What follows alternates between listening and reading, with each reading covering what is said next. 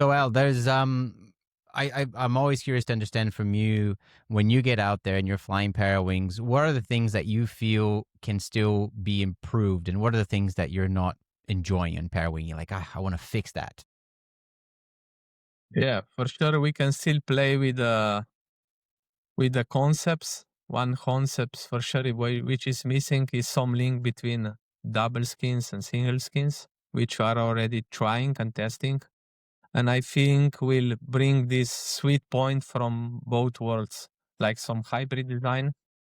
And I think it's really promising, works well. This. Then for sure is this takeoff ability, which I mentioned. We really need to build compact wing, which can be pumpable. It will never, we can never cheat physics, but we can really approach with little details, with nice force distribution, with really right bridle supports. We can really approach to this hard wing feeling. It will never be the same because you always need to be in a pressure with the lines, when lines lose the pressure, the canopy lose the shape, doesn't hold. So, but with fine tuning, you can approach to this with the skin tension of the sail. It's special airfoil. How is the trailing edge? How the brakes works? It's many things. Little details, little steps. Revolution is already done. That's reality. Now we will do hard works, little steps, trying, testing, computer again, redesign. So now is real work. Revolution is over. Yeah. Yeah, it's there. I think, we definitely, it is a new industry. There's no doubt about it. Everybody that touches a Parawing that knows how to foil, they get really hooked on it pretty quickly. Yeah. I'm completely hooked. I didn't even touch wing 1 year now. I went kite foiling still because I love the sensation and it's really similar to Parawings. But wing foil, it's really nice device. It's nice for free ride in a flat. I still like it because you can do all these turns with just on the foil and just dynamic, and the wing you just use it like, you can just cut through the wind. You cannot do this with a Parawing. But I'm so stoked with the Parawings that I do only this. And so, and for sure there will be more division in Parawings. For sure, let's talk about that. Yeah. So you were mentioning that you see a few things coming. So racing is one of them, you said? I think racing will be really interested and it can go really good. I play already with prototypes. They are still quite technical to use. But when it's the right condition and the right wind, it goes really not same like kite foil, but really can approach to the performance of the kite foiling. So maybe can be Olympical discipline in the future also. But I think the most interesting will be some crossover, some like Parawing races in some crossover format. So you have like upwind leg, then you have downwind. This will be really the core, the heart of this sport, I think. Some discipline like this. So that'd be really cool to watch a circuit. And also nice to watch. Yeah. You can have maybe, let's say one, if you have specific condition, you have one peninsula, here you have waves. So you have one leg upwind in a flat, then you hit the wave spot, you downwind without, and then you hit like race mark again. So you do like some triangles in some spots like this.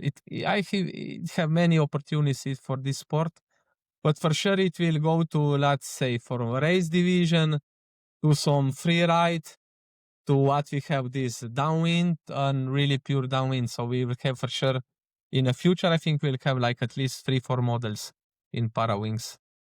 Each company will give out. I would include in there waves because it is a specific discipline on its own. People that want to focus on waves. And when I speak waves, I think there's people who might just stow the Parawing and ride the wave, and that will be interesting because the gear that people can use on a wave on a Parawing is very different from other sports, but also powered up wave riding. And what you see people do now, I don't know if you've seen clips of Malo, for example, clearing sections and doing those things and boosting and doing tricks. And I mean, that's going to come. Yeah, I think, like I mentioned, beginning of this conversation, the revolution is in a bar, and also I see also the way of this bar to go into the kite design I did in the past for the wave riding. Also the tube kites, like it's plum, let's say, like the F1 design this, people smiling, but I think this bar, it can go even into the wave kites on the short lines with the surfboards or whatever. For sure it's bigger, but the way you steer, because with this bar, you have power delivery and you have steering unhooked. Before we were never able. When you kite before with the kite, if I ride kite surfing and I want to unhooked with my bar to have this sensation from the pulling with my hand to ride the wave, it was always fixed power, But with this bar, you have direction control and you have pitch control. So you have all control in one hand. And that's the revolution in this. This bar is really revolutionary to all segments. And I think in the future, it will also touch maybe the kites in a smaller lines. You can ride the kites with this bar also.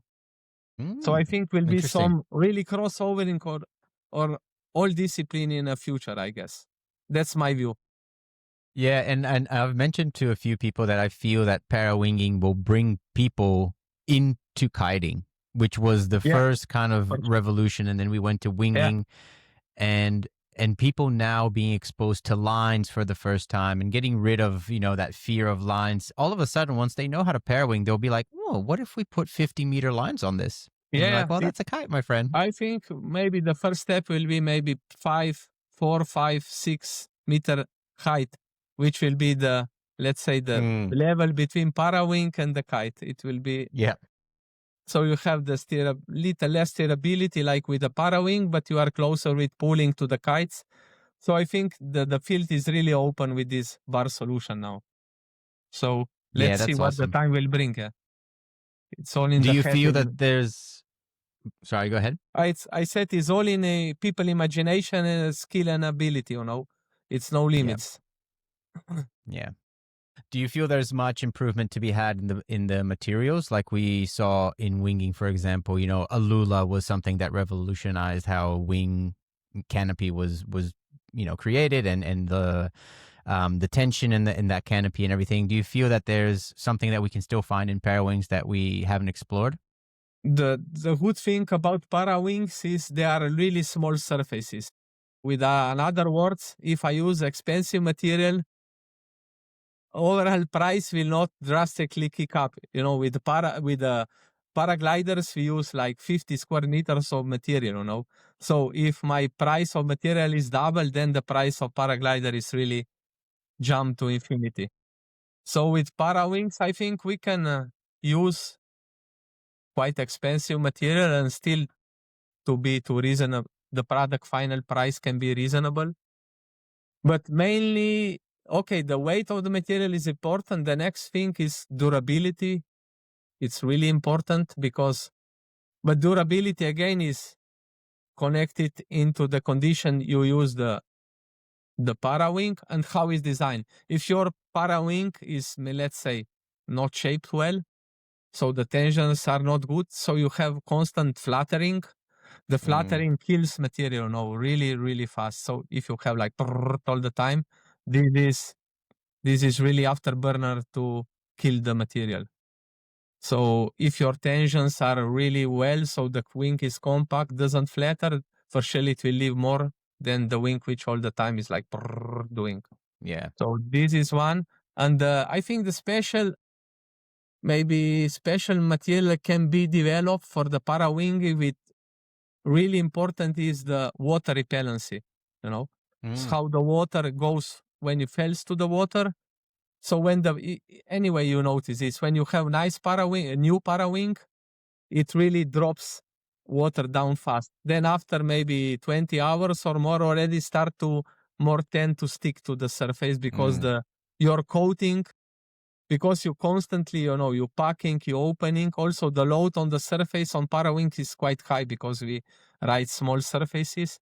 So the material, it's really with this packing, you get abrasive to the material with your hands, with the water all. So your coating is, it's deintegrating slowly, so it's soaking water more and more. So you don't have this crispy feeling anymore. So I think we need to really focus to really develop good water repellency.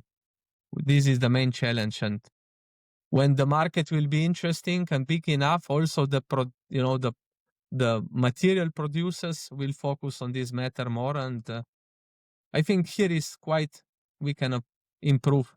But mostly is by designing. Like I mentioned before, revolution is gone. It's only small details and playing and testing. So this is the future.